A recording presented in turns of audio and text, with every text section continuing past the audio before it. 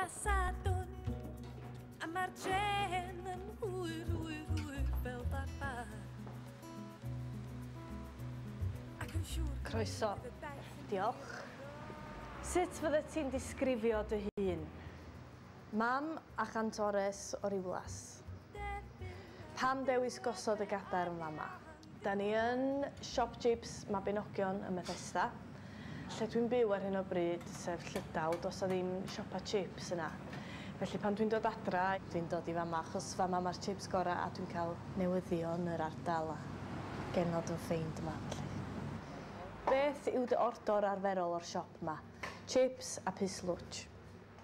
Digwyddiad a newidiodd dy fywyd. Mae sawl un, deud y gwir. Marwolaeth fy mam yn un, gen i fy mab yn un arall, a cyfarfod fy ngŵr. Beth yw'r cyngor gorau ges ti? Nes ti wrando? Os na sgyn ti rhywbeth neis i ddeud am rywun paid a deud o gwbl. Dwi'n mynd cadw at yna bob tro dwi'n trio. Ydy dod yn fam wedi newid y ganu? Yndi, achos dwi ddim yn mynd yn nerfus o gwbl rwan. Dwi'n meddwl am y gig, dwi'n meddwl am, reit, mae rai fi adael y bychan am 3/4 awr neu awr. Sut dwi'n mynd i neud hyn? Lle ydy adra erbyn hyn? O Dyffryn Ogwen ydy adra. A fydd adra am byth. Y gan ddiweddara i ti ei chreu.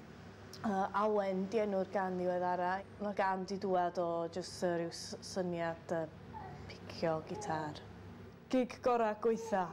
Nes i un gig a nath rhyw foi farw yn ystod y set. Doedd hynna ddim yn un o'r goreuon yn bendant. Nofelau Lleuwen neu Dewi Prysor. Beth sy'n dywylltio? Y ffaith bod fi bob tro'n hwyr i bob man.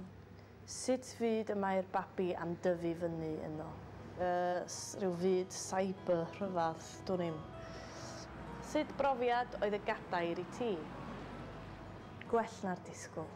Diolch am eistedd, hwyl fawr.